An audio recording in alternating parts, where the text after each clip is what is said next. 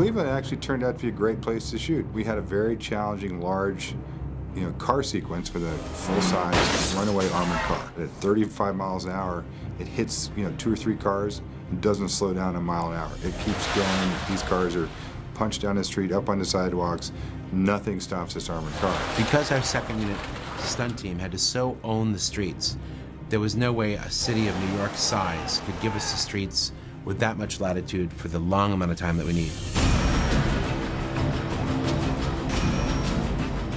Cleveland was very happy to have us come in, take 7 blocks of their downtown area, and recreate New York, and it worked wonderfully. It's really not feasible to control a street like this in New York, Los Angeles, Chicago. Most major cities completely rejected the idea. We're on Euclid Avenue. Euclid Avenue is one of the major east-west thoroughfares going through downtown Cleveland. It was built in roughly the same era as a lot of New York City, so a lot of the architecture is pretty comparable. We only have about 400,000 some people in the city, and so we're much less trafficked than a place like New York or Chicago. In order for Dan Bradley to do his precision driving work, they really needed a smooth surface, and so Mayor Jackson agreed to repave most of Euclid Avenue so that the production could get what it needed in terms of road smoothness. I think in Cleveland we destroyed 18 different cars. They were all parked cars, and each car that we hit along the curb, I wanted to have a slightly different interaction. So we rid cars.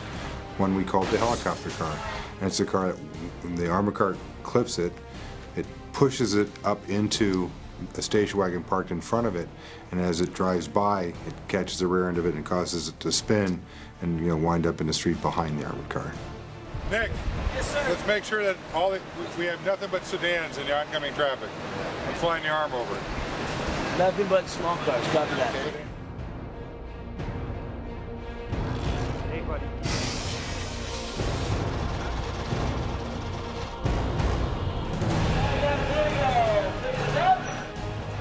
Going out to 25 miles an hour.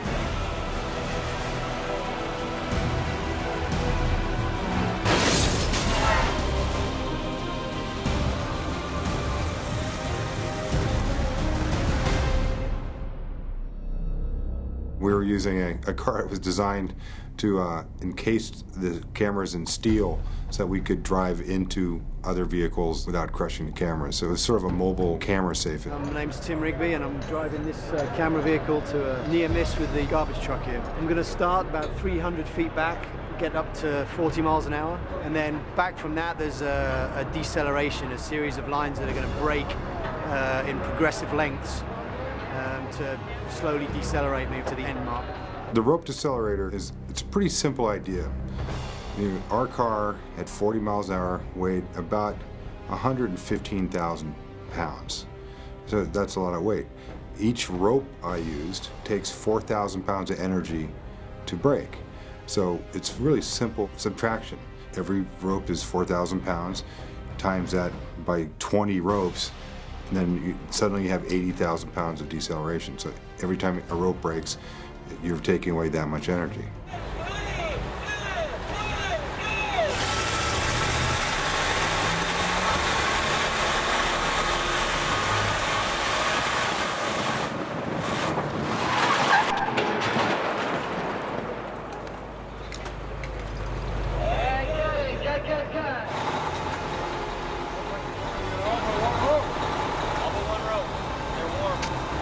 I think the last rope and the last cable might be close to the same length. They are.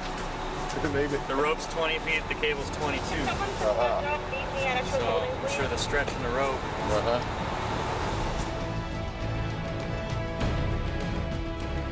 First part of the gag worked amazingly well. You see the armored car slam into the side of a garbage truck, and suddenly the rear end pops up in the air. It was a good 15 feet in the air, and the car was on the verge of flipping over on its side, and the tiller arm, it's like a tiller on a boat, steering the car, the arm bent, so the car literally steered out from rolling over.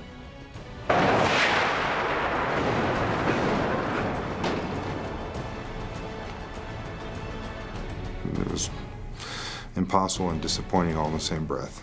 Our goal in that shot was for it to land on its side and it's a little unpredictable. The cannons came off the ground before they fired, so we didn't get a full stroke. But what we're going to do is put it in its matched position that it left its last good frame out of, and use another truck just to pull it sideways.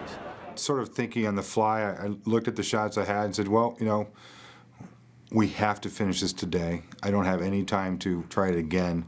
So I decided that I could prop the car up in the last attitude we saw it in several shots where it was, you know, on its front end, and then simply pull it over. So, you know, we quickly propped the car up so that the rear end was, you know, 12 feet higher than the front end, and used a cable attached to two semi-trucks like a pair of horses. And suddenly they took off, and it jerks the car off the stands, and it winds up on its roof.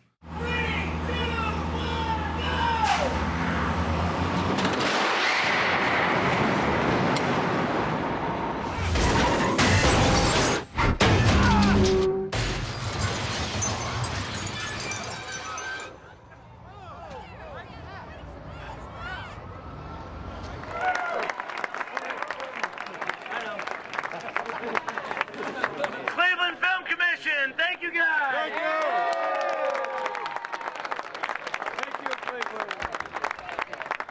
Cleveland Police Department, thank you.